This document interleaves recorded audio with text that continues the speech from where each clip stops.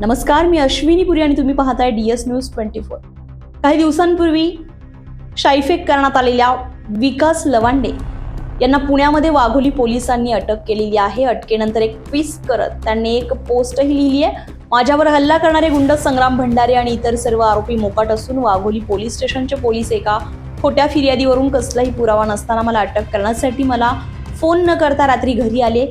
मी घरी नव्हतो। कुटुंबियांना माझ्या अटकेबाबत निरोप दिला। कुटुंबांना घाबरवण्याचा हा प्रयत्न होता का, असा सवाल त्यांनी उपस्थित केलाय। तर आक्षेपार्ह वक्तव्य केल्याप्रकरणी जामीन रद्द केल्यानं त्यांना अटक करण्यात यावी अशी मागणी संग्राम भंडारे यांनी केलेली होती। जय श्रीराम। मी संग्राम बापू भंडारे। अखेर कायदेशीर मार्गाने सुद्धा लवांडेचं तोंड काळं करण्याचं काम आज वारकऱ्यांनी, हिंदू धर्मीयांनी केलंय असं म्हणता येईल। वारंवार कायद्यातील पळवाटा शोधत कारवाईपासून दूर राहत असलेला लवांडे आज कायद्याच्या चक्रामध्ये अडकलाय। माननीय न्यायालयानं त्याला जो अंतरिम जामीन दिला होता तो काल 20/5/2026 रोजी रद्द करण्यात आला व तत्काळ महाराष्ट्र पोलिसांनी लवांडे नामक नराधमाला अटक करण्याचं काम केलंय। मी महाराष्ट्र पोलिसांचे हार्दिक अभिनंदन करतो, त्यांचे आभार मानतो। हा महाराष्ट्र शूरवीरांचा आणि साधू संतांचा आहे। त्यामुळे त्या शूरवीरांची, साधू संतांची परंपरा पुढे घेऊन जाणाऱ्या महनीय मंडळींबद्दल, जे जगमान्य आहेत, लोकमान्य आहेत, अशांबद्दल बोलताना प्रत्येकानं विचार हा केलाच पाहिजे।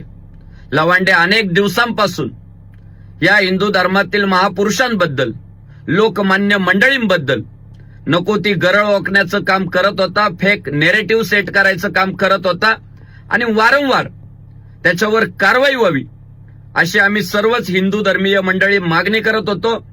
हिंदुत्ववादी सगळ्या संघटना, पक्ष, कार्यकर्ते, सगळे संप्रदाय, सर्वजण एकत्रित येऊन या लवांडेच्या विरोधात लढले। अनेक ठिकाणी गुन्हे दाखल केले, अनेक ठिकाणी निवेदनं दिली आणि आज कायद्याचा फटका या लवांडेला बसलाय।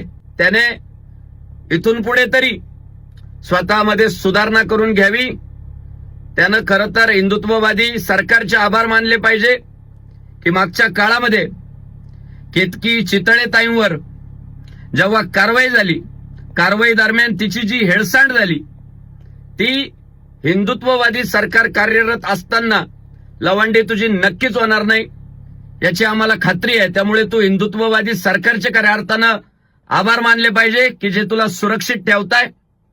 आणि तू म्हणालास की चोर सोडून संन्यासाला फाशी होतीये, तर तू अजून पण आत्मपरीक्षण कर, जाणीव करून घे की जेव्हा चोरच स्वतःला संन्याशी समजू लागतात तेव्हा त्या चोरांची हीच गत होते जी आज तुझी झाली।